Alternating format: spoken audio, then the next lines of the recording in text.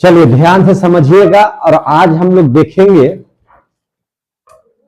Physics में तीसरा जो चैप्टर है जिसका नाम है बल एवं गति। आज हम लोगों को पढ़ना है बल एवं गति के बारे में, जो फिजिक्स का तीसरा चैप्टर है जिसको हम लोग बड़े ध्यान से समझना होगा, चूंकि बहुत इंपॉर्टेंट चैप्टर है ये, जिसमें आप सभी लोग आज जानेंगे न्यूटन के तीनों गति नियमों के बारे में। इसी चैप्टर में बल की परिभाषा को समझेंगे, तो बहुत अच्छा चैप्टर है ये। साइंस का चैप्टर है, बुद्धि का चैप्टर है। थोड़ा सा हम लोगों को अपना है ना बुद्धि लगाने की जरूरत है, तब जाकर के साइंस आपको समझ में आएगा।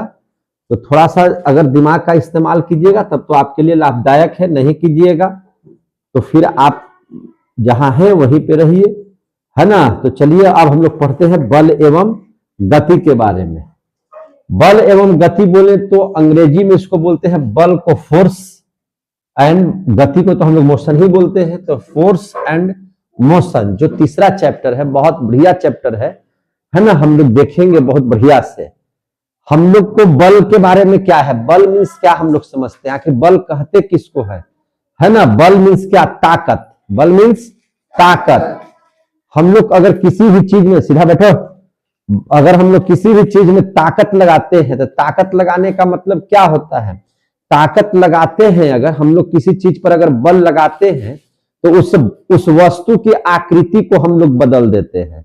जैसे मान के चलिए कि अगर आप लोग किसी बॉल को लिए हुए हैं, उस बॉल को अगर कस के आप दबा रहे हैं तो क्या हो जाता है, बॉल की आकृति बदलती है कि नहीं बदलती है, बदल जाती है। या बैलून ही है, उसको कस के दबा देते हैं तो वह क्या हो जाता है, उसकी आकृति दूसरे टाइप की हो जाती है, बदल जाती है ना। वह क्या हो जाती है, बदल जाती है। कभी मिट्टी को आप लेते हैं तो मिट्टी को आप क्या करते हैं, कस के अगर दबाइए तो मिट्टी की आकृति क्या हो जाती है, बदल जाती है। मिट्टी की आकृति क्या हो जाती है, बदल जाती है। तो आप इस बात को समझिएगा कि आप किसी चीज में बल लगा करके उसकी आकृति को बदल सकते हैं। और क्या कर सकते हैं, तो अगर आप बल लगाते हैं तो बल लगा करके कोई भी वस्तु अगर पूरा गति में है, कोई भी वस्तु अगर उधर से बहुत तेज रफ्तार में आ रही है तो आप अगर उसको रोकने के लिए क्या लगाते हैं, बल का प्रयोग करते हैं, तो वस्तु क्या हो जाती है, धीमी हो जाती है या रुक जाती है। तो हम लोग कह सकते हैं कि बल लगा करके किसी वस्तु को हम विराम की अवस्था में कर सकते हैं, या कोई वस्तु विराम में है तो बल लगा करके उसको गति की अवस्था में भी कर सकते हैं। और क्या हो सकता है, बल लगा करके हम लोग दिशा भी उसकी बदल सकते हैं, है कि नहीं। आप लोग देखे होंगे बहुत सारे बॉलिंग बैटिंग करते हुए बैट्समैन को बहुत तेज रफ्तार से बॉल को उधर से फेंकता है ना। और हम लोग सुनते हैं कमेंट्री की कलाइयों के सहारे सिर्फ दिशा दे दिया, है ना, गेंद को क्या कर दिया, दिशा दे दिया, और ये बॉल बाउंड्री लाइन को बाहर चला गया। दो खिलाड़ियों को छकाते हुए बाउंड्री लाइन से बाहर है, ये लगा चौका, ये लगा चिल्ड्रंस पैराडाइज स्कूल चौका, ब्राइट करियर कोचिंग सेंटर चौका। ऐसा सुनते हैं कि नहीं सुनते हैं। तो आपने क्या सुना, आपने सुना, यही सुना कि कलाइयों के सहारे मोड़ दिया। कलाई के सहारे मोड़ने का मतलब क्या हो गया, कि कलाई के सहारे मोड़ने का मतलब होगा कि सिर्फ उस बॉल की दिशा को क्या कर दिया, बदल दिया। तो हम लोग बल लगा करके क्या कर सकते हैं, दिशा को भी बदल सकते हैं। यानी कि बल क्या है, तो बल जो है एक भौतिक कारण है। बल एक कारण है जो किसी भी वस्तु में परिवर्तन ला देता है, या परिवर्तन लाने की वह क्या करता है, कोशिश करता है या चेष्टा करता है। उसी को हम लोग क्या कहते हैं, बल कहते हैं। क्या कहते हैं, बल। बोल भी नहीं करता है, क्या कहते हैं उसको, बल कहते हैं। समझे कि नहीं है। तो बल का क्या है, तो बल का हम लोग अगर कोई कहेगा कि परिभाषा बताइए, तो बल की परिभाषा कैसे लिखिएगा। तो देखिए ध्यान से, अगर कोई हमसे बल के बारे में पूछेगा कि बल की परिभाषा क्या होगी, बल को अंग्रेजी में क्या बोलते हैं, फोर्स। फोर्स मीन्स क्या होता है, बल। तो बल की परिभाषा क्या होगी, तो लिखेंगे कि बल वह कारक है। क्या लिखेंगे, कि बल वह कारक है। ध्यान से समझिएगा, बल वह कारक है कि नहीं, जो किसी वस्तु को,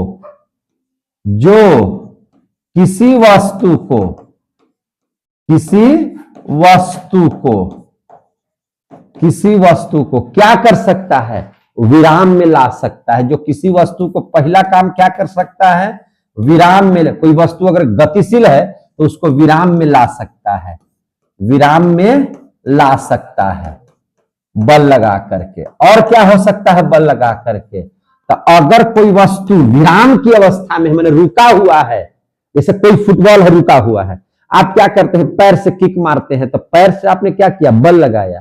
तो बल लगाया तो बॉल क्या होने लगता है, दौड़ने लगता है।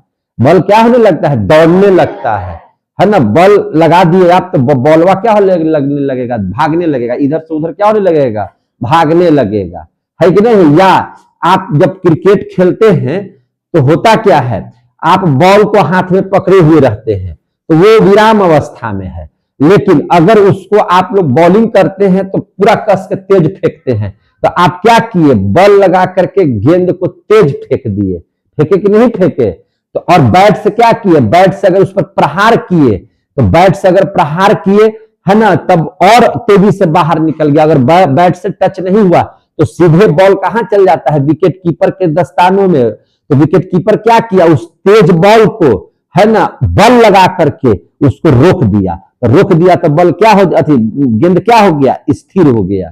तो बल लगा करके गतिशील वस्तु को विराम में ला सकते हैं, या विराम में जो वस्तु है उसको हम लोग क्या कर सकते हैं, बाबू घर बैठो, विराम में जो है उसको क्या कर सकते हैं, गति में ला सकते हैं। किस में ला सकते हैं, गति में ला सकते हैं। तो ये भी बात बोल सकते हैं, गति में ला सकते हैं। बल वह कारक है जो किसी वस्तु को विराम में ला सकता है, गति में ला सकता है। समझ में आ रही है बात है। तीसरा चीज देखिए, दिशा बदल सकता है। क्या कर सकता है, दिशा बदल सकता है, दिशा बदल सकता है, दिशा बदल सकता है कि नहीं। अभी आप लोगों को हम उदाहरण दिए, अब कोई बॉल उधर से फेंक रहा हो, हम यहाँ पे बैटिंग कर रहे हो, तो बैट से क्या किए, गेंद आया सीधे उसको इधर में ठेल दिए, ऐसे बॉल आया इधर की दिशा दे दिए, उसको सिर्फ क्या दे दिए, दिशा दे दिए। तो पहले आ रहा था उधर से इधर, अब इधर का दिशा हो गया चेंज। तो हम लोग क्या कर सकते हैं कि दिशा में भी इसका परिवर्तन कर सकते हैं, दिशा बदल सकता है, दिशा बदल सकता है। चौथा और क्या कर सकता है, तो याद रखिए यह आकृति भी बदल सकता है। क्या कर सकता है, आकृति बदल सकता है, आकृति बदल सकता है। आकृति बदल सकता है कि मतलब समझ लीजिए और बढ़िया से समझ लीजिए। अभी आपका जो है नाक मुंह इतना सुंदर है, अब कोई लड़का आया और तनी सुन मुट्ठी बांध करके नकिया मुंह पर हड़ाक से मारा, आपका जो है थोबड़वा पर क्या मारा, एक फट कड़ाक से मार दिया। तो कड़ाक से जैसे ही मार देगा तो स्थिति समझ लीजिए कि पहले आपकी आकृति इतना सुंदर था, नाक उठा हुआ था, आंख एकदम बढ़िया से खुल रहा था, दांत सब दिखाई दे रहा था, एक फट जहां कस के दे दिया था, आकृति क्या हो गई, बदल गई। अब अखिया धंस गया, करिया हो गया, यहाँ पे नकिया भी धंस गया टूट टाट करके, है ना। एक आध गो अगर दांत झाड़ दिया तो आप पहले थे बढ़िया दांत वाले, अब हो गए एकदम खिड़की खुला दांत वाले, है कि नहीं। तो आपकी आकृति क्या हो गई, चेंज हो गई। भैया बल लगा करके आप देखिए ना, और उदाहरण आकृति का मतलब क्या हुआ, जैसे आप आटा जब सान देते हैं तो सानने के बाद क्या होता है, वह आटा इस तरह से रहता है कि नहीं, और उसको हम लोग लोई को निकाल करके बल लगा करके बेलना और चौकी से उसको बेलते हैं, तो वही आटा क्या हो गया, रोटी का आकार ले लिया, चपटा होने लगा। तो कैसे हो गया, तो बले लगा करके ना हुआ। आपके घर में मम्मी वगैरह जो है से बेलना पर है ना, बेलना लेकर के चौकी पर जो आटा ऐसे ऐसे बेलते हैं तो क्या करते हैं, बल लगाते हैं। क्या करते हैं, वो बल लगाते हैं, और बल लगा दिए तो क्या हो गया, आकृति में क्या हो गया, चेंजिंग हो गया। आकृति में क्या हो गया, चेंजिंग हो गया। समझ में आ रही है बात है। तो इस तरह से बातें हो सकती है। तो ये जो बातें हैं, इस बात को अगर आप समझ लिए तो यही बल की परिभाषा हो गई। यह बल की क्या हो गई, परिभाषा। तो आपसे कोई पूछेगा कि बल क्या है, तो बल वह कारक है जो किसी भी वस्तु को गति में ला सकता है, विराम में ला सकता है, दिशा बदल सकता है, उसकी आकृति को बदल दे सकता है। आगे समझ में, समझ में आई बात है। तो ये याद रखिएगा। अब ध्यान से समझिए आगे की बात। अब आपसे पूछेगा कि बल सदिश राशि है कि अदिश राशि है। से एक चीज आओ समझिए, आपको हम सदिश और अदिश राशि को और बढ़िया से समझा सकते हैं। देखिए जैसे राशि है, तो राशि को हम लोगों ने कितने भागों में बांटा था? 2 भागों में। एक को कहा था हम लोग सदिश राशि, एक को क्या बोले थे? सदिश राशि। और सदिश राशि एक को क्या कहे थे? अदिश राशि। अदिश राशि। और हमने कहा था कि ऐसा करके लिख लीजिए, जैसे दिशा और परिणाम दोनों में लिख लीजिए, दिशा और परिणाम। और इसमें भी लिखिए दिशा और परिणाम, दिशा और परिणाम। अब यहां से समझिए, देखिए अदिश, जिसमें कोई दिशा नहीं हो, जिसमें कोई दिशा नहीं हो उसको, अपरिणाम हो तो उसको बोलेंगे अदिश राशि। और जिसमें दिशा का पता हो, है ना, तो सदिश। अपरिणाम भी हो तो उसको क्या बोलेंगे? सदिश। आगे समझ में? अब देख लीजिए स्थिति को। अगर आपको और समझना है इसको सर, और हमको ऐसा बता दीजिए कि कहीं ना भूले, है ना, कि सबको पहचान जाए कि सदिश है तो अदिश है। तो एक चीज और याद रखिए बढ़िया से कम इतना तो याद रखिए, जिसमें व लगा हुआ है, व या ब लगा हुआ है, वह सबका सब सदिश है। वह सबका सब क्या है? सदिश। समझे कि नहीं? जैसे देखिए, आप बात कीजिए, जैसे व लगने का मतलब क्या हो गया? जिसमें व लगा हुआ, वो आपको पहचानने के लिए हम बता रहे हैं, उसको क्या बोलिएगा? सदिश। जैसे हम बोलते हैं वेग, क्या बोलते हैं? वेग। तो वेग क्या है? सदिश राशि है। संवेग, संवेग क्या है? सदिश राशि है। वह लगा हुआ है कि नहीं लगा हुआ है? जैसे आप कहते हैं त्वरण, तो वह लगा हुआ है कि नहीं लगा हुआ है? तो त्वरण हो गया, तो त्वरण क्या कहलाएगा? सदिश राशि है। त्वरण क्या है? सदिश राशि है। कहते हैं आवेग, क्या बोलते हैं? आवेग। तो आवेग में भी तो वह लगा हुआ है, तो हो गया सदिश राशि। क्या हो गया? सदिश राशि हो गया। कहते हैं कोणीय संवेग, क्या बोलते हैं? कोणीय संवेग। तो ये भी क्या हो गया? कोणीय संवेग क्या हो गया? ये भी वह लगा हुआ है तो सदिश राशि है। कहते हैं बल, तो बल में भी वह है तो क्या हो गया? सदिश राशि। तो बल कैसा राशि है? सदिश राशि है। तो यहां पे लिख सकते हैं कि बल कैसा राशि है? बल सदिश राशि है। कैसा राशि है? सदिश राशि है। सदिश राशि बोले तो जिसमें दिशा भी पता चले और परिणाम भी उसका पता चले, है कि नहीं? उसी को क्या बोलते हैं? सदिश। उसी को क्या बोलते हैं? सदिश। अब रह गया सर अदिश राशि बता दीजिए। अच्छा, हम लिखते हैं लंबाई, तो लंबाई, तो लंबाई में कहीं वह है नहीं है, तो अदिश राशि है कि नहीं? द्रव्यमान लिखते हैं, द्रव्यमान, तो द्रव्यमान लिखते हैं तो कहीं है तो अदिश राशि। क्या है? अदिश राशि। समझ में आ रहा है बात? ये सब में या 7 गो जितना, देखिए ध्यान से एक के लाइन में लिख देते हैं। आधारी राशि पढ़ाए हैं ना कि कै गो होता है? से कै गो होता है? 7 के 7 अदिश राशि है। 7 के 7 क्या है? अदिश राशि है। कितने बच्चों को समझ में आया ये बात है? हाँ, तो बात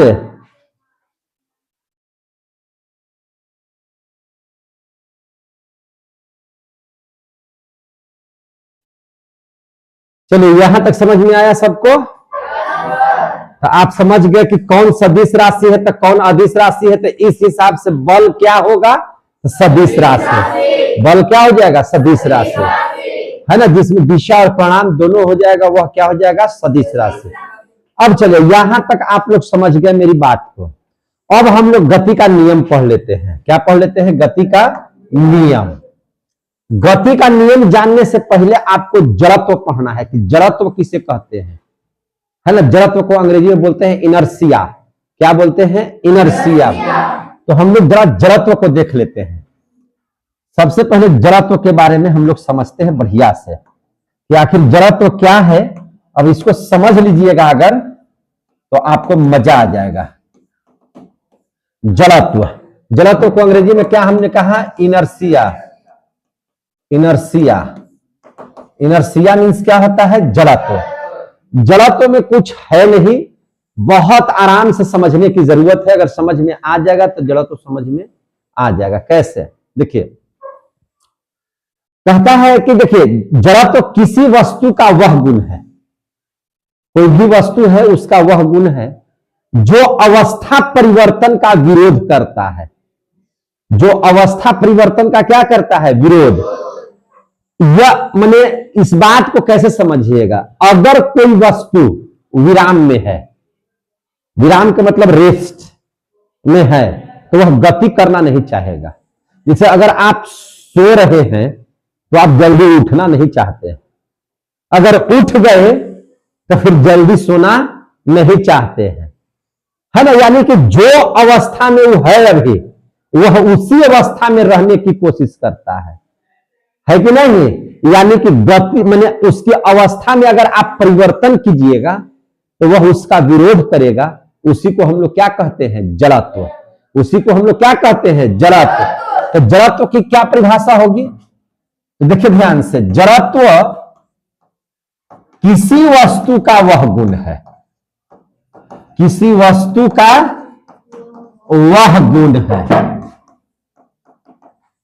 जड़त्व किसी वस्तु का वह गुण है जो अवस्था परिवर्तन का, अवस्था परिवर्तन का क्या करता है, विरोध करता है। अवस्था परिवर्तन का विरोध करता है, विरोध करता है, याद रखिएगा। अवस्था परिवर्तन का मतलब क्या, अवस्था का मतलब क्या हो गया कि अगर कोई वस्तु विराम अवस्था में है तो वह गति करना नहीं चाहेगा, अगर गति अवस्था में है तो फिर वह रुकना नहीं चाहेगा, मैंने अपने अवस्था को परिवर्तन नहीं होने देना चाहता है। इसी को ही हम लोग क्या कहते हैं, जड़त्व। तो जड़त्व किसी वस्तु का वह गुण है जो अवस्था परिवर्तन का क्या करता है ना, विरोध करता है। समझ में आ गई बात। और यह जो है निर्भर किस पर करता है, द्रव्यमान पर। यह किस पर निर्भर करता है, द्रव्यमान पर। यह द्रव्यमान पर निर्भर करता है, द्रव्यमान पर निर्भर करता है। द्रव्यमान मतलब समझते हैं ना, द्रव्यमान मीन्स क्या चीज, भार। हालांकि द्रव्यमान और भार में भी अंतर हम पढ़ा देंगे। यह द्रव्यमान पर निर्भर करता है, समझ लीजिएगा। अब यहां इस मैटर को समझिए, द्रव्यमान पर भी निर्भर करता है। इस बात को ध्यान से समझिए। जड़त्व के बारे में बताने वाले वैज्ञानिक कौन थे, उनका नाम था गैलीलियो। कौन था, गैलीलियो। गैलीलियो ने ही जड़त्व के बारे में बताने की कोशिश किया, है ना, कि वह अवस्था परिवर्तन का विरोध करेगा। कोई भी वस्तु जिस अवस्था में है उसी अवस्था में रहने का प्रयास वो करेगा, अगर चेंज कीजिएगा तो वह उसका विरोध करेगा, है कि नहीं है। तो जड़त्व के इस गुण की वजह से इसको हम लोग 3 भागों में बांट दे। वैसे तो आप लोग को 2 भाग पढ़ना है, इसमें 2 चीज के बारे में बताना है, लेकिन आपको 3 चीज है। जड़त्व जो है जिसके बारे में किसने बताया था, गैलीलियो ने। गैलीलियो ने किसने बताया था, गैलीलियो ने। गैलीलियो ने बताया था, है ना। क्या बताया था, सबसे पहला है मैंने जड़त्व जो है विराम का जड़त्व। उन्होंने क्या दिया था, विराम का जड़त्व। 3 भागों में बांटा था जड़त्व को। तो सबसे पहला भाग उन्होंने क्या कहा, विराम का जड़त्व। दूसरा उन्होंने क्या कहा, गति का जड़त्व। क्या चीज है, गति का जड़त्व। और एक है जिसको हम लोग बोलते हैं दिशा का जड़त्व। किसका जड़त्व, दिशा का जड़त्व। जड़त्व कितने प्रकार से बच जाता है, 3 प्रकार से। कौन कौन, विराम का जड़त्व, गति का जड़त्व, दिशा में जड़त्व या दिशा का जड़त्व। इस बात को किसने बताया, तो गैलीलियो ने बताया। क्लियर हो गए। अब देख लीजिए विराम का जड़त्व के मतलब क्या हुआ, और इस बात को समझने का प्रयास इसको कीजिए। देखिए इसका मतलब यह हुआ कि कोई वस्तु अगर विराम में है, विराम का जड़त्व का मतलब क्या हुआ कि अगर कोई वस्तु किसमें हो, विराम में हो। किसमें हो, विराम में हो, तो वह किसमें रहना चाहेगा, विराम में ही रहना चाहेगा। वह किसमें रहना चाहेगा, विराम में ही रहना चाहेगा। समझे कि नहीं। गति का जड़त्व का मतलब क्या हो गया कि अगर कोई वस्तु गति की अवस्था में है तो वह गति की ही अवस्था में रहना चाहेगा, वह विराम की अवस्था में जल्दी आना नहीं चाहेगा। क्लियर हो गया। अब इस बात को एक उदाहरण के द्वारा समझिए, है ना। सबसे पहले इस बात को हम लिख देते हैं कि कोई वस्तु अगर विराम में है, देखिए ध्यान से, कोई वस्तु अगर विराम में है, कोई वस्तु कैसे है, विराम में है, तो वह विराम में ही क्या है, रहना चाहता है, विराम में ही रहना चाहता है। देखिए चाहता है कैसे, देखिए ध्यान से, कोई भी वस्तु अगर विराम में है तो वह विराम में ही रहना चाहेगा। कैसे समझिए, आप गाड़ी पर, बंद गाड़ी पर बैठे हैं कि नहीं बैठे हैं? बोलिए, नहीं निकल रहा, बैठे हुए हैं? बंद गाड़ी पर, ट्रेन में, बस में या कार पर, अपनी गाड़ी पर, मोटरसाइकिल पर बैठे हैं, ठीक है। आपका पांव गाड़ी के बॉडी से टच करता है तो हमारा बॉडी दो भाग में उस समय बटा रहता है। एक यहां के नीचे का, कमर के नीचे का भाग जो जमीन से स्पर्श में है, और एक जो है से हवा में है। कहां है? हवा में है। अब स्थिति क्या होता है कि गाड़ी है विराम अवस्था में। अब हम बोल रहे हैं कि गाड़ी विराम अवस्था में है, इसका मतलब क्या कि वह रुका हुआ है। इसका मतलब क्या हो गया? रुका हुआ है। अब स्थिति होती है कि गाड़ी का ड्राइवर या आपका साथी संगति मोटरसाइकिल को एकाएक शुरू कर देगा, एकाएक चलाएगा, तो पैर चूंकि वह उसके टच में होने की वजह से जिस गति में गाड़ी रहती है, चाहे वह विराम अवस्था में रहेगा तो वह पैर विराम अवस्था में रहेगा, गति की अवस्था में रहेगा तो वह गति की अवस्था में रहेगा। समझ में आ रही है जो बात बोल रहे हैं? तो आपका नीचे का पांव तो स्थिर रहा, अब गाड़ी एकाएक खुला, तो पहले गाड़ी किस अवस्था में था? विराम अवस्था में। अब गाड़ी एकाएक क्या हो गया? खुल गया। खुल गया का मतलब क्या चीज? आगे बढ़ गया। आपका जो बॉडी है जब पहले विराम अवस्था में था तो ये कैसा रहना चाहता है? विराम अवस्था में। किस अवस्था में रहना चाहता है? विराम अवस्था में। लेकिन गाड़ी के आगे बढ़ने से अब होता क्या है कि हमारा ये वाला जो पोर्शन है नीचे वाला, वह उस गाड़ी के साथ गति करता है, ये जो बॉडी है ये रहना चाहता है विराम में। और जैसे ही इसको आगे बढ़ाता है तो ये चल जाता है आगे, ये रहना चाहता है विराम में। बस हम लोग कहां चल जाते हैं? जैसी गाड़ी आगे बढ़ता है हचाक से पीछे में बिगाते हैं। बिगाते हैं कि नहीं बिगाते हैं? ऐसा अनुभव कितने बच्चे किए हैं? ऐसा अनुभव किए हैं? तो यह किसका जड़त्व है? विराम का जड़त्व है। यह किसका जड़त्व है? विराम का जड़त्व। कितने बच्चों को समझ में आया? चलिए अब एक और उदाहरण से आपको समझाते हैं। पेड़ पर जैसे ही आम जामुन के पेड़ पर जब फल लग जाते हैं तो आप लोग क्या करते हैं? पेड़वा हिलाते हैं टहनिया को ऐसे ऐसे करके, है ना। और जब जैसे ही हिलाते हैं तो उसमें से पत्ता, फूल या फल टूट जाते हैं। टूटते हैं कि नहीं टूटते हैं? क्या होता है समझिए, पेड़ या पौधे विराम अवस्था में होते हैं। अब आप जाकर के झकोर दिए तो गति की अवस्था में आ गए। वो क्या हो गया? गति की अवस्था में आ गए। फलवा को पता नहीं कि कौन पगला हमको हिला रहा है, तो वो रहना चाहता है किस अवस्था में? विराम अवस्था में। तब तक आप लोग उसको क्या कर दिए? गति की अवस्था में। बेचारा इसका दलिया चल जाता है आगे, फलवा इधर रह जाता है, बस टूट के गिर जाता है नीचे। समझ में आ गई बात? तो अगर पत्ता टूट गया, फूल टूट गया, फल टूट गया, तो वो चाहता था कि हम विरामे रहे। अब आप जाकर के उसको ऐसे ऐसे करके हिला दिए, बस वो इधर गया, इधर आया, इधर गया, इधर गया, पेड़वा का दलिया हो गया गति में। अब फलवा और फूलवा चाह रहा है कि हम रहे रेस्ट में, तो आगे पीछे हो गया तो क्या हो जाएगा? टूट करके गिरेगा कि नहीं गिरेगा? तो इसीलिए पेड़ हिलाने पर क्या हो जाता है? सब गिर जाता है। तो किस नियम का पालन करता है? विराम के जड़त्व का। आ रहा समझ में? अब कैरम बोर्ड इसमें से कितना बच्चा खेले हैं? आप लोग करिका गोटिया को और उजरका गोटिया को ऐसे करके सरिया देते हैं। करिका को आप लोग 10 मानते हैं, और उजरका को कितना मानते हैं? 20। और ललका जो रहता है उसको कितना मानते हैं? 50।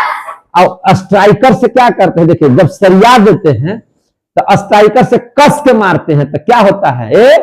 निचला गोटिया जो है से हड़ाक से निकल जाएगा, बाकी गप से वही कोई रह जाएगा। रहता है कि नहीं? सब रहता है।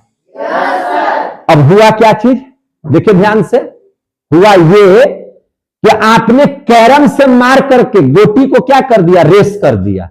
और ऊपर वाला तो रेस्टे में था सब, वो तो सोच रहा है कि गति में कहिए नहीं है, रेस्ट में है, बस फटाक से नीचे वाला पर लगता है, बस वो हो जाता है गति में, और ओखली के पते में हो जाता है कि गति में हुआ, धबाक से बैठ जाता है, तो वो क्या हो जाएगा, वही रह जाएगा। एक गोटिया हटाक से उसमें से क्या हो जाता है, निकल जाता है। ऐसा देखे हैं कि नहीं देखे हैं? तो यह कौन से नियम का पालन करता है? विराम के जड़त्व के नियम का पालन करता है। बस समझ में आ रही है बात? और नहीं तो समझ में आ जाएगा, शनिचर के दिन आप लोगों के यहाँ मेला लगता है। अब उसमें क्या होता है, देखिए कोई आदमी आता है जादू दिखाने के लिए, और उसमें होता है क्या चीज कि पानी में है ना, ऐसे कर करके डिबुआ पर पैसा रख देगा, डिबुआ पर क्या हो जाएगा, पैसा, और डिबुआ को साख से इसे मारेगा, अब पैसा नीचे कहां चल जाएगा, पनिया में। अब पनिया में जाएगा तो नीचे एक डिब्बा रहेगा, उसी में जाकर के क्या हो जाता है, गिर जाता है। क्या होता है उसमें, ध्यान से समझिए। आप ऊपर में सिक्का रखे हुए हैं, तो सिक्का रखे हुए हैं और डिब्बा है, तो डिब्बा भी रेस्ट में है और सिक्का भी किस अवस्था में है, रेस्ट अवस्था में। आपने छड़ी से मारा, तो छड़ी से मारा तो जैसी छड़ी से मारिएगा तो डिब्बा क्या हो जाएगा, गति अवस्था में, और सिक्का किस में रहना चाहेगा, विराम में। बस ये तो गति हुआ तो आगे बढ़ गया, और सिक्का विराम में था, नीचे डूब गया। आगे समझ में? तो इसको क्या कहते हैं, कौन से नियम का पालन किया, विराम के जड़त्व के नियम का पालन किया। कितने बच्चों को समझ में आ रहा है? समझ में आ गया बात? अब इसी हिसाब से देख लीजिए गति के जड़त्व को। किसके जड़त्व को? गति के जड़त्व। कोई वस्तु अगर गति में है, किसमें है, गति में है, तो वह किसमें रहना चाहेगा, तो वह गति में ही रहना चाहता है, गति में ही रहना चाहता है। इसको हम लोग किसका जड़त्व कहेंगे, गति का जड़त्व कहेंगे। किसका जड़त्व कहेंगे, गति का। अब देखिए इसको भी समझ लीजिए। अब देखिए जरा सा, गाड़ी स्पीड में है, तो जितना स्पीड में गाड़ी है, आपकी बॉडी भी कितना स्पीड में हो गया, उतना ही स्पीड में हुआ जितना स्पीड में क्या है, गाड़ी है। समझ में आ गया कि नहीं आ गया? चाहे आप कहीं भी बैठे हुए रहिए, गाड़ी जितना स्पीड में चलेगा उतना ही स्पीड में आपका बॉडी हो जाता है। अब देख लीजिए, किसी कारणवश ड्राइवर एकाएक ब्रेक लगाता है, तब क्या होता है, जब किसी कारणवश ड्राइवर एकाएक ब्रेक लगाता है तो हमारा जो नीचे वाला पांव है, गाड़ी के संपर्क में रहने की वजह से वो भी किसे चलाता है, रेस्ट में। ब्रेक लगाने का मतलब क्या हो गया, रेस्ट में। लेकिन हमारा बॉडी का रफ्तार तो वही है जो गाड़ी का रफ्तार है। क्या हमारा बॉडी का रफ्तार अभी क्या है, जो गाड़ी का रफ्तार है। और गाड़ी एकाएक क्या हो गई, रुक गई। लेकिन क्या इस बॉडी पर ब्रेक लगा, नहीं। गाड़ी में ब्रेक लगा लेकिन बॉडी पर ब्रेक नहीं लगा। स्थिति क्या हुआ, नीचे वाला पांव गाड़ी के ब्रेक के साथ रुक गया, लेकिन ऊपर वाला बॉडी हमारा गाड़ी के साथ नहीं रुका, बस आगे में है। हड़ाक से करते हैं तो नाक मुंह सब क्या हो जाता है, टूट जाता है, बदल जाता है। तो एकाएक ब्रेक लगाने पर हम लोग किधर की ओर झुकते हैं, आगे की ओर। यह किस नियम का पालन करता है, गति।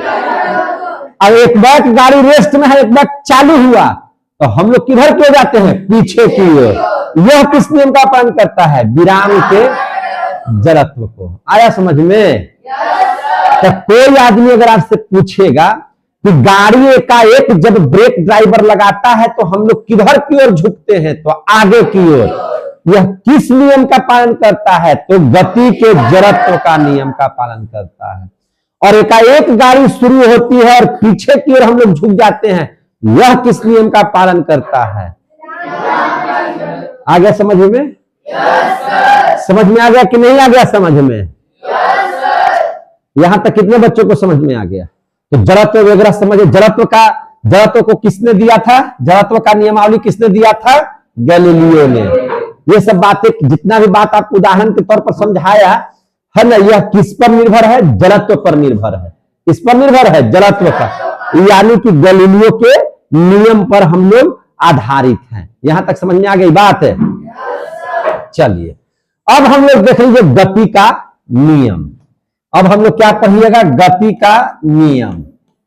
तो गति का जो नियम था, गति का जो नियम है, गति का जो नियम है, यह गति का नियम किसने दिया था? तो न्यूटन ने। किसने दिया था? न्यूटन ने। न्यूटन का पूरा नाम क्या है? Sir Isaac Newton. क्या नाम है इसका? Sir Isaac Newton. न्यूटन ने ही गति का नियम दिया। तो इसको गति का नियम कहिए या न्यूटन का गति नियम कहिए, एक ही बात है। न्यूटन का गति नियम भी कहिएगा तो एक ही बात है, गति नियम। चलिए देखिए न्यूटन ने 3 गति नियम दिया। कितना गति का नियम दिया? 3 ठो, है ना। इन्होंने कितना नियम दिया? 3। इन्होंने जो 3 नियम दिया उसको देखिए ध्यान से। इन्होंने जो 3 नियम दिया, अगर जिन्होंने पहला नियम दिया उसको हम लोग कहते हैं न्यूटन के गति का प्रथम नियम, यानी कि गति का नियम, यानी कि गति का प्रथम नियम। उसको क्या बोलते हैं? गति का प्रथम नियम। गति का प्रथम नियम। दूसरे नियम को कहते हैं गति का दूसरा नियम। गति का दूसरा नियम। और तीसरा नियम को कहते हैं गति का तीसरा नियम। क्या बोलते हैं? गति का तीसरा नियम। तो यह जो गति का जो नियम आया, यह गति का नियम किसने दिया? न्यूटन ने। किसने दिया? न्यूटन ने। गति के प्रथम नियम से, गति का जब प्रथम नियम पढ़िएगा तो बल की परिभाषा मिलेगा। तो आपसे पूछा जाता है क्वेश्चन कि न्यूटन के गति के प्रथम नियम से क्या चीज निकल करके बाहर आता है? तो बल की परिभाषा। क्या चीज निकल करके आता है बाहर? बल की परिभाषा। याद रखिएगा, जब गति का दूसरा नियम पढ़िएगा तो बल का सूत्र निकल करके आएगा। क्या निकल करके आएगा? बल का सूत्र। और गति का जब तीसरा नियम पढ़िएगा तो आपको बल का प्रकृति पता चलेगा। क्या पता चलेगा? बल का प्रकृति। बल की प्रकृति पता चलेगा। कौन बोल रहा है बीच में जी? ये बोलते हैं क्या? बल का प्रकृति पता चलेगा, यानी कि आपसे पूछा जाएगा क्वेश्चन कि आप जब फिजिक्स में न्यूटन का गति नियम पढ़ रहे थे तो न्यूटन ने गति नियम कितना दिया? तो 3 गति नियम याद रखना है साइंस के विद्यार्थियों को। न्यूटन का 3 गति नियम याद रखना है कि नहीं? तो प्रथम नियम न्यूटन ने कितना नियम दिया? 3। तो आप लोग बताइए कि प्रथम नियम से, प्रथम गति नियम से, न्यूटन के प्रथम गति नियम से, है ना, क्या चीज, है ना, हम लोग क्या चीज जान पाते हैं? तो हम लोग बल की परिभाषा जान पाते हैं, है कि नहीं? बल की परिभाषा का मतलब क्या हो गया कि बल वह कारक है जो किसी भी वस्तु में विराम ला सकता है, गति ला सकता है ना, आकृति को चेंज कर सकता है, दिशा बदल सकता है, या फिर उसकी चेष्टा जरूर कर सकता है कि नहीं? नहीं हुआ दिशा चेंज, लेकिन प्रयास तो किया ना चेंज करने का, है कि नहीं? तो ये कर सकता है। बल की परिभाषा निकलता है। गति के दूसरे नियम को पढ़ने से क्या चीज की प्राप्ति होती है? तो गति के दूसरा नियम पढ़ने से, न्यूटन के गति का दूसरा नियम पढ़ने से हम लोगों को बल का सूत्र पता चलता है। जो फार्मूला हम लिखेंगे वो पता चलेगा। और बल के तीसरे नियम से क्या पता चलता है? तो बल का प्रकृति पता चलता है, उसका रिएक्शन पता चलता है।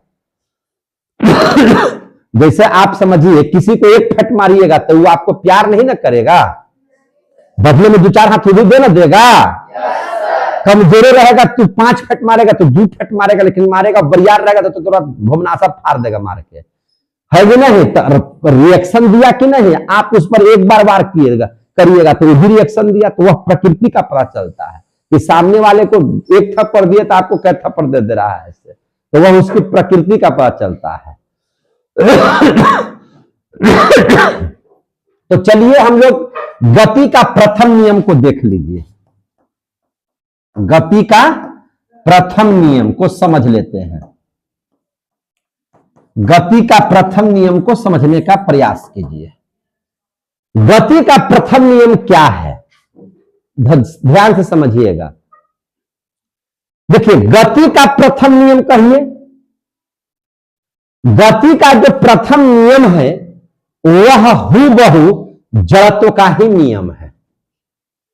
जड़त्व का नियम कहिए या गैलीलियो का ही नियम पर आधारित है ना। जड़त्व का नियम किसने दिया था? गैलीलियो ने दिया था।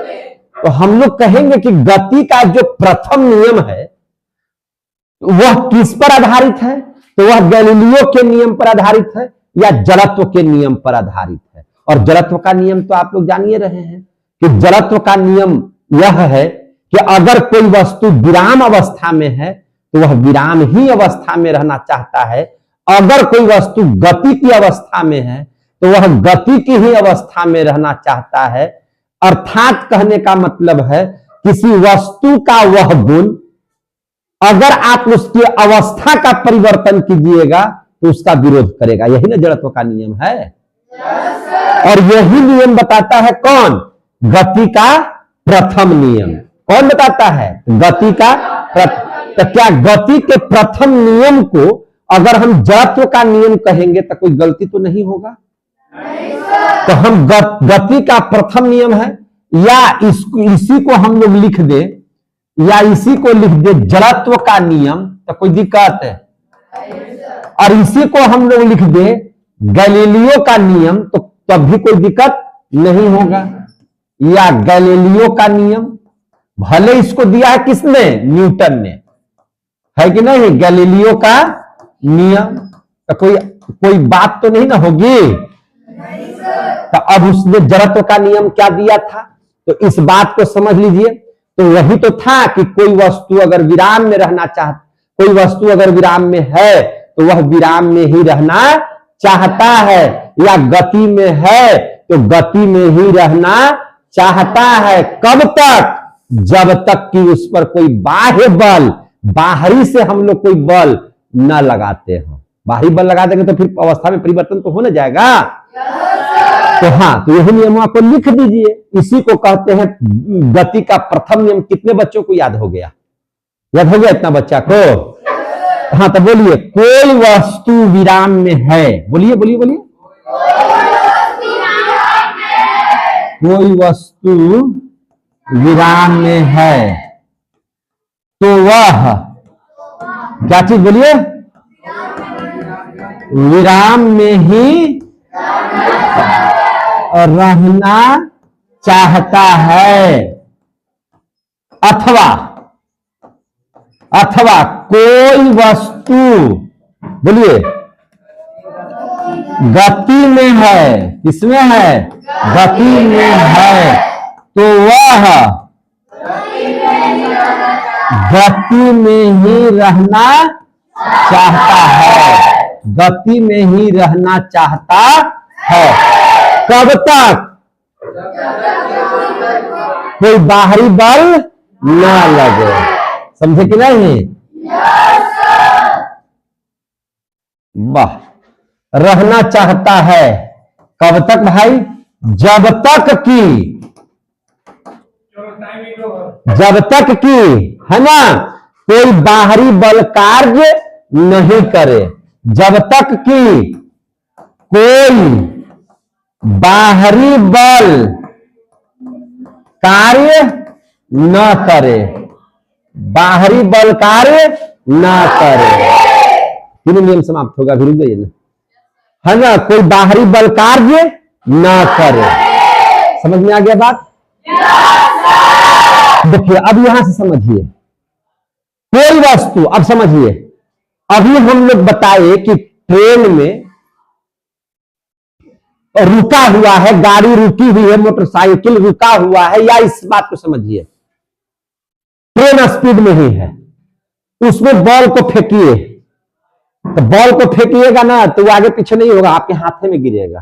फेंकिए ऊपर में तो हाथे में गिरेगा।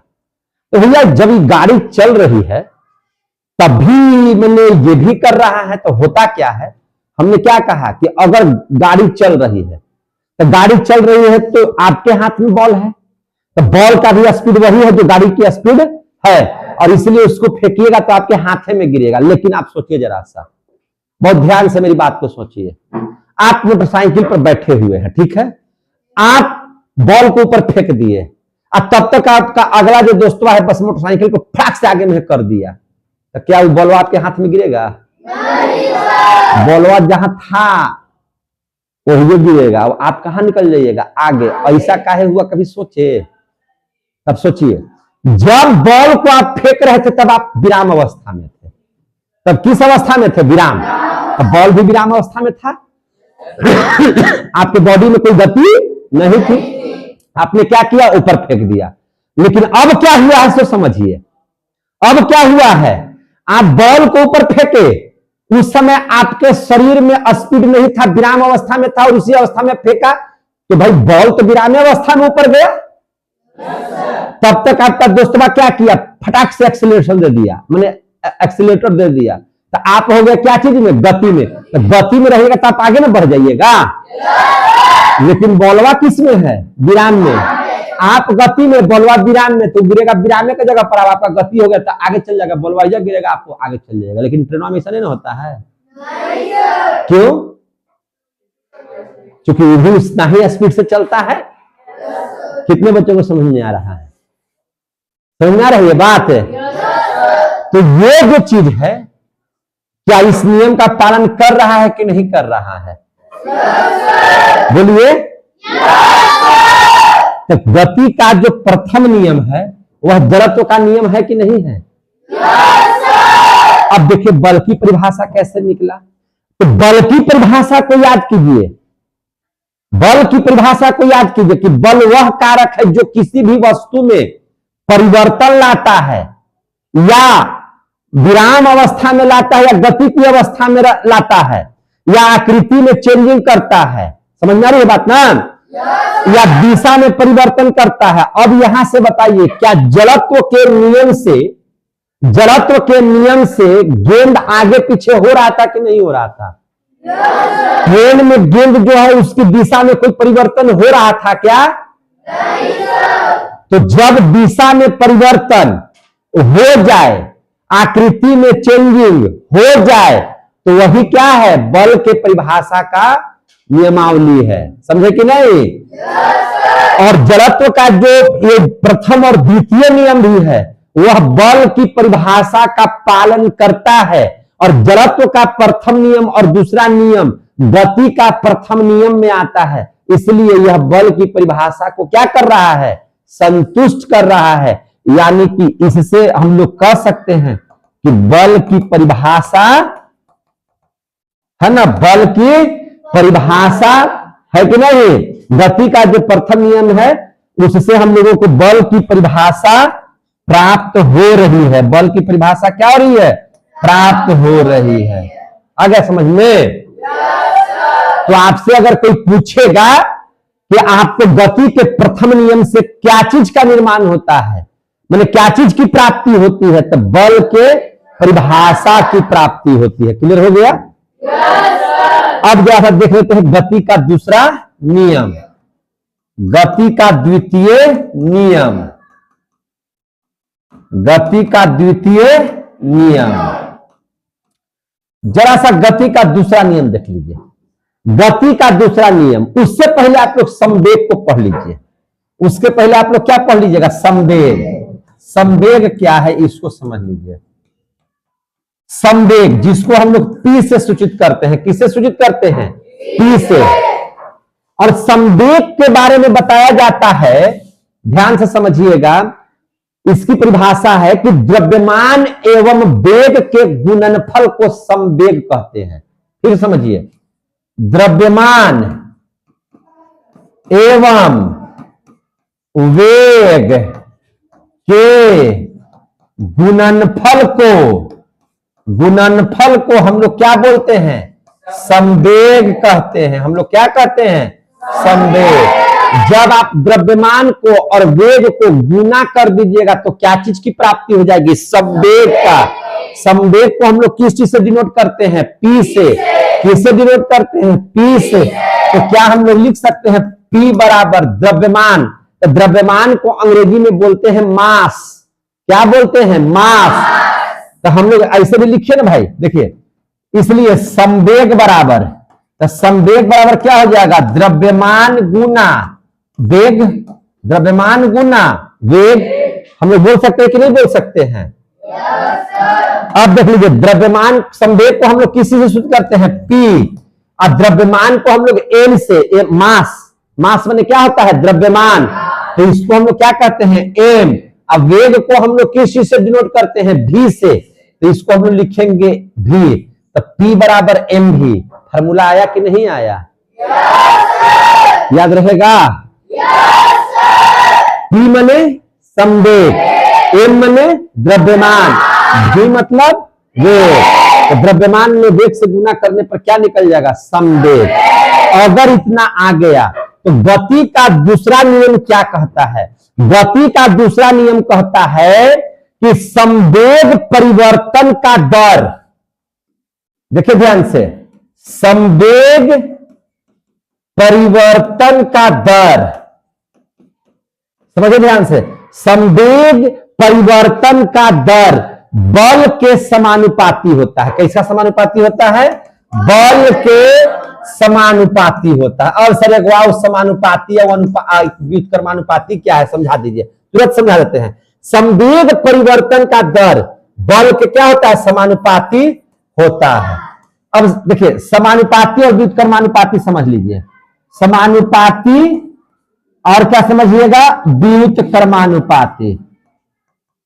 समानुपाती का मतलब होता है, ये समझ लीजिए, आपके पास 100 रुपया है, 5 रुपया में एक सिंघाड़ा, 5 रुपया में एक सिंघाड़ा, 10 रुपया में 2 सिंघाड़ा, 15 रुपया में।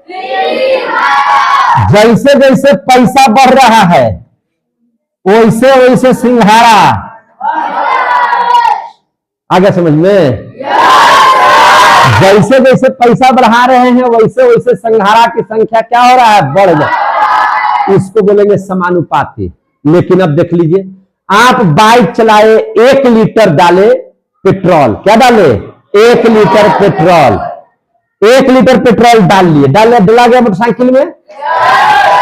आप यहां से यहां जाइएगा तो पेट्रोल घटेगा कि बढ़ेगा? तो इसको बोलेंगे व्युत्क्रमानुपाती। यहां से यहां जाएंगे तो घटेगा, और आगे बढ़ेंगे तो क्या होगा? पेट्रोल वाव बढ़ेगा कि घटेगा? तो जैसे जैसे दूरी बढ़ेगा पेट्रोल वैसे वैसे घटेगा। तो इसको कहेंगे व्युत्क्रमानुपाती। और जैसे जैसे पैसा बढ़ेगा सिंघाड़ा बढ़ेगा, यह हो जाएगा समानुपाती। जितना चीनी डालिएगा उतना मीठा होगा, समानुपाती। जो क्या कहेंगे? समानुपाती। समझे कि नहीं? हाँ, मैंने जो है वो है कि नहीं? जो है वो है, तो ये हो गया समानुपाती।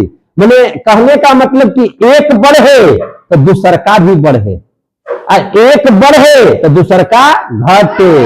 इसको क्या कहेंगे? व्युत्क्रमानुपाती। समानुपाती व्युत्क्रमानुपाती समझ में आ गया सबको? समानुपाती का चिन्ह कैसे होता है? ऐसे, ठीक है ना? अब व्युत्क्रमानुपातियों का ऐसे होता है, लेकिन उल्टा होता है, मैंने 1/, में लिखा जाएगा। अब देख लीजिए, यहां पे कहता है कि संवेग परिवर्तन का दर, तो यहां लिखिए संवेग परिवर्तन का दर समानुपाती होता है। तो चिन्ह किसका? बल का। तो बल लिख दिए, कोई दिक्कत? कोई दिक्कत नहीं ना? अब समझ लीजिए, अब इसका मतलब संवेग परिवर्तन का मतलब क्या हो गया? प्रारंभिक वेग अगर u है और अंतिम वेग v है, तो परिवर्तन का मतलब क्या हो गया? v - u। पढ़ाए हैं कि नहीं पढ़ाए हैं? इसको क्या बोलते हैं, v माइनस ए। तो संवेग को हम लोग किससे दिखाते हैं, p से। किससे दिखाते हैं, p से। तो p का मतलब क्या हो गया, p का मतलब हो गया संवेग परिवर्तन का मतलब क्या, p2 माइनस p1। अरे बड़का में से छोटा क्या हो जाएगा, घट जाएगा। अब का दर का मतलब क्या, बट्टा, दर का मतलब समय t। समझ में आया कि नहीं आ गया। और समानुपाती क्या चीज, बल। समानुपाती क्या चीज, बल। अच्छा, P बराबर क्या पढ़े हैं, mv। P बराबर क्या पढ़े हैं, mv। जैसे आप समझ लीजिए, आप समझिए बात को, mv, m तो द्रव्यमान है, अब v क्या है, वेग है। अब देखिए द्रव्यमान चेंज जल्दी नहीं होगा। जैसे अभी आप हैं 50 केजी के, तो समय में क्या हो जाइएगा, 10 केजी के, हाँ कि 100 केजी के हो जाइएगा। लेकिन संयोग से 50 से 60 हो गए, 70 हो गए, तो आपका द्रव्यमान बढ़ेगा कि वेग बढ़ेगा। देखो कदम द्रव्यमान बढ़ रहा है। द्रव्यमान कैसे बढ़ जाएगा रे, 50 है तो समय में 100 हो जाएगा, 60 हो जाएगा। उतना जल्दी बढ़ेगा उतना जल्दी घटेगा, तो जिम तो खुलना बंद हो जाएगा। हाँ भले नाक उतरा मार के दो हाथ तोड़ दिया तो भले घट सकता है वजन, तो रेयर केस ना है। लेकिन अगर सिंपली अभी आपका वजन मान के चलिए 40 केजी है, अब शाम में आपका वजन या 50 नहीं ना होगा। अब 50 अगर हो गया तो एम बढ़ेगा कि भी बढ़ेगा, भी बढ़ जाएगा। कहीं ना कहीं आपका जैसे दौड़ करके आए हैं या अस्थिर है, तकलीफ से बैठे हुए, खाली खा करके बैठे हुए हैं, तब उसके वजह से हो सकता है कि कुछ कुछ बढ़ा हो या कुछ कुछ घटा हो, तो आपका द्रव्यमान नहीं वेग में परिवर्तन हो जाता है। तो वेग में परिवर्तन, तो वेग में जो परिवर्तन होता है, तो अगर प्रारंभिक वेग है तो उसको u बोलेंगे, और अंतिम वेग है तो उसको क्या बोलेंगे, v बोलेंगे। तो अब यहां इस बात को बढ़िया से समझ लीजिए। तो अब यहां देखिए p2 माइनस p1, या तो संवेग परिवर्तन हो रहा है, तो संवेग परिवर्तन हो रहा है और p बराबर होता है mv। तो यहां पर सीधे लिख देंगे mv, और यहां p1 है तो इसको लिखेंगे mu बटा क्या हो जाएगा t, इधर हो जाएगा बल, इधर क्या हो जाएगा बल। समझ में आ रही है बात। अब देखिए जरा सा और कर दीजिए, और m कॉमन कर लीजिए, v माइनस यू बटा t समानुपाती है बल। अब याद कीजिए क्या चीज, a बराबर हम क्या पढ़ाए थे, v माइनस यू बटा टी पढ़ाए थे। अरे त्वरण बराबर क्या होता है, v माइनस यू बटा टी। अगर यही v माइनस यू बटा टी की जगह पर क्या लिख दे, a, तो अब देखिए तो एम ए अनुपात बल को कहते हैं F, फोर्स वाले बल F। तो इसको और बढ़िया से लिख दीजिए, तो इसलिए F बराबर क्या, F समानुपाती क्या हो जाएगा, m में है कि नहीं। तो बल का सूत्र निकल कर रहा, तो बाहर निकलो तो जी, तो बाहर निकलो तो जरा सा, जो तुमको तो दिमाग है नहीं, दिमाग है नहीं। F समानुपाती किसका हो गया, m a, आ रहा समझ में ना। परिभाषा निकाले, जब आप समानुपात को हटाइएगा, तो समानुपात को जब हटाइएगा तो बराबर का चिन्ह आएगा। क्या चीज का चिन्ह आएगा, बराबर का। और इसके बाद एक नियतांक आएगा, कांस्टेंट रहेगा, उसका मान नहीं बदलेगा, उसको बोलते हैं के। तो के इंटू एम ए कहेंगे, क्या कहेंगे, के इंटू एम ए कहेंगे। और न्यूटन साहब ने जब के का मान निकाला प्रयोग करके, तो उसका मान कितना आया, 1। कितना आया, 1। कैसे आया, तो प्रयोग करके किसने निकाला, तो न्यूटन ने। तो एफ बराबर 1 गुना एम में, तो क्या हो जाएगा, 1 में एम से गुना करेंगे तो एफ बराबर क्या आ गया, एम में। तो बल का सूत्र क्या होता है, एम गुना ए, मतलब द्रव्यमान गुना त्वरण। तो बल का सूत्र क्या हो गया, बल बराबर द्रव्यमान गुना त्वरण। कितने बच्चों को समझ में आ गया, समझ में आ गया बात। तो इसका मतलब क्या हो गया, द्रव्यमान गुना त्वरण। एफ बराबर एम ए, बल द्रव्यमान गुना त्वरण। दूसरा नियम भी मेरा क्या हो गया, समान। अब देखिए हम लोग जब गति का दूसरा नियम पढ़े तो सूत्र पता चल गया। गति का पहला नियम पढ़े थे तो बल की परिभाषा आ गई थी, बल का दूसरा नियम आया। कि नहीं आया। अब इससे पहले 2-3 बात और समझ लीजिए। अब एसआई मात्रक निकाल देते हैं जरा सा। बल का एसआई मात्रक क्या होता है, तो ध्यान से समझिए। बल का एसआई मात्रक ऐसे समझ लीजिए, बल का एसआई मात्रक। अब आप लोग बताइए, द्रव्यमान, तो द्रव्यमान को किसमें नापते हैं, केजी में, तो केजी। त्वरण को किसमें मापते हैं, मीटर प्रति सेकंड स्क्वायर, मीटर प्रति सेकंड स्क्वायर। तो बल का एसआई मात्रक हो गया केजी मीटर प्रति सेकंड स्क्वायर। इसी को बोला जाता है न्यूटन। इसी को क्या बोला जाता है, न्यूटन। इसी को हम लोग क्या बोलते हैं, न्यूटन। समझ में आ गया बात? तब 1 न्यूटन बराबर 1 केजी इंटू 1 मीटर प्रति सेकंड स्क्वायर। ऐसे भी पढ़ेंगे कि नहीं पढ़ेंगे? इसका मतलब हो गया कि यदि 1 केजी के वस्तु पर बल लगा दिया जाए तो 1 मीटर प्रति सेकंड स्क्वायर त्वरण पैदा होगा। समझे कि नहीं? तो इसको क्या बोलेंगे, 1 न्यूटन बराबर कितना, मतलब न्यूटन बराबर क्या होता है, केजी मीटर प्रति सेकंड स्क्वायर। समझ में आ गई बात? कितने बच्चों को समझ में आ गया है? अब ठोक सकते हैं। अब देख लीजिए, गति का तीसरा नियम, गति का तृतीय नियम। कुछ मत कीजिए, इसका गति का तृतीय नियम में क्या करना है, आप जरा सा जाइए, किसी को एक थाप दीजिए, उसके बाद जो प्रतिक्रिया होगी वही लिख देना है। आप जितना स्पीड से बॉल फेंकिएगा खिलड़िया उतना ही तड़ाक से मारता है कि नहीं? है कि नहीं? कैसे मारता है, सटाक से, और सटाक से मारता है, तेज फेंक रहा था और मार दे तो कड़कड़ा के चल गया बाउंड्री के बाहर। बाउंड्री बाहर नहीं गया, स्टेडियम बाहर हो गया, है कि नहीं? तो उसको कहते हैं कि प्रत्येक आप जो क्रिया कीजिएगा उसका विपरीत प्रतिक्रिया होगा, है ना? तो इसको बोलते हैं क्रिया के विपरीत दिशा में प्रतिक्रिया बराबर प्रतिक्रिया, वही है तीसरा नियम। समझे कि नहीं? तो लिखेंगे इसको। गति का तृतीय नियम क्या हो गया, क्रिया के विपरीत बराबर प्रतिक्रिया को, है ना, प्रतिक्रिया को गति का तृतीय नियम कहते हैं। तृतीय नियम कहते हैं। अगर किसी को एक डुक मारिएगा तो आपको 100 डुक मार करके लाल कर देगा। तो ये हो गया प्रतिक्रिया के बराबर विपरीत प्रतिक्रिया, है कि नहीं? तो इसको ध्यान में आ गया सबको?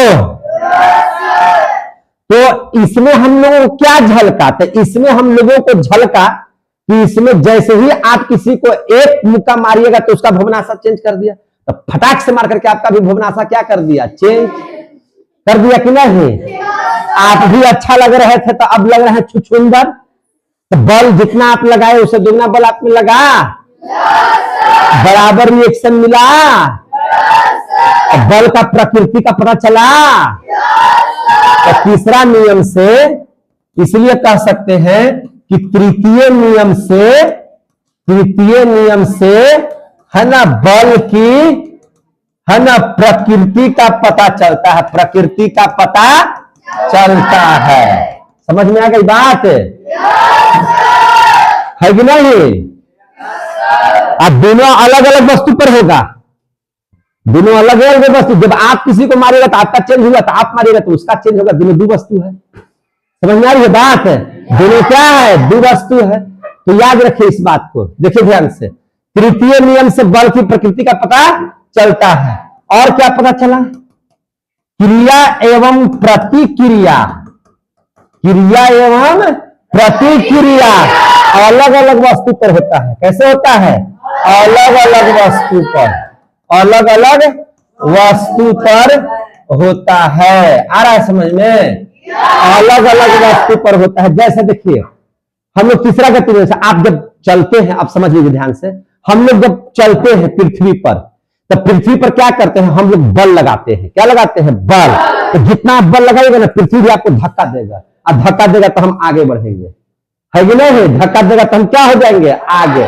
हम बल लगाए तो क्रिया, ई बल लगाए तो प्रतिक्रिया। उसी वजह से हम लोग क्या करते हैं? आगे की ओर बढ़ते हैं। तो मनुष्य चल क्यों पाता है? तीसरा गति नियम से। किस गति नियम से? तीसरा गति नियम से। हेलीकॉप्टर उड़ता है तो देखते हैं पूरा हवा में ऐसे ऐसे पंखा डुला करके हवा को एकदम बांध करके सब हटो, बस कहता है कि हवा सब एकजुट हो जाता है, पहले उसका धर करके एक उखाड़ के फेंक दे, बस उखाड़ने के लिए देसी हुआ एक होता है, बस हड़ाक से हेलीकॉप्टर ऊपर उड़ जाता है। तो हेलीकॉप्टर का उड़ना भी क्या है? गति का तृतीय नियम पर। तो आपसे पूछेगा एग्जाम्पल में कि मनुष्य का चलना, मनुष्य या जानवर का चलना, चलना, हेलीकॉप्टर का उड़ना, हेलीकॉप्टर का उड़ना, सब किसके नियम पर? तीसरा गति नियम पर। आप देखते हैं नाव को जब खेता है तो पीछे में बल लगाएगा, बस पनिया कहता है कि तू हमरा देने ठेले जा, हम तुरा देने ठेल देंगे, है कि नहीं? बस इधर में ठेलेगा पनिया, इधर में ठेलेगा। देखते कि ना लोग जब नाव पर बैठे कि नहीं कभी, तो नाव पर डंटवा लेकर के एकदम जो नाविक होता है कस कैसे कहता है, तो पनिया कहता है कि हमरा कहे तो हम ठेल दो, बस आगे बढ़ जाता है। तो नाव का चलना, नाव का चलना।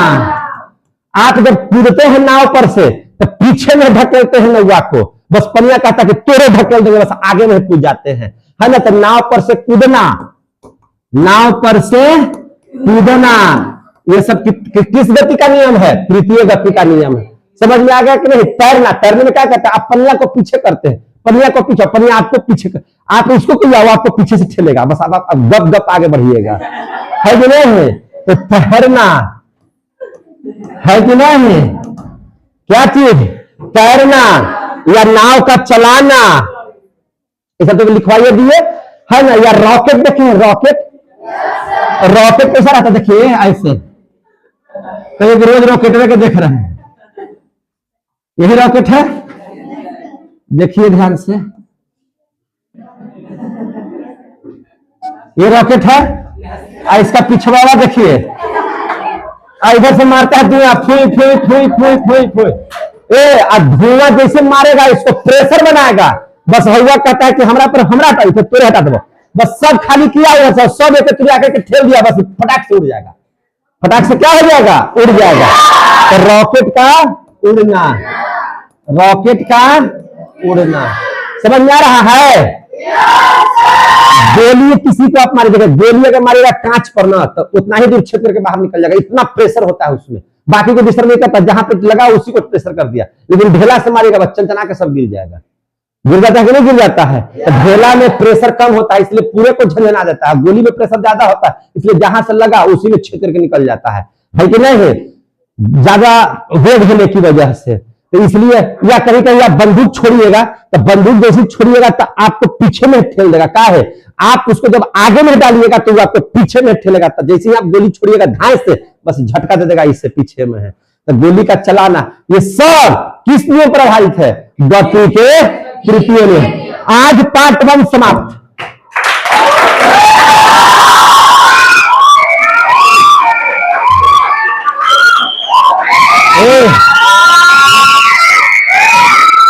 समझ में आया? कल दूसरा पार्ट पढ़ेंगे। जय हिंद, जय भारत।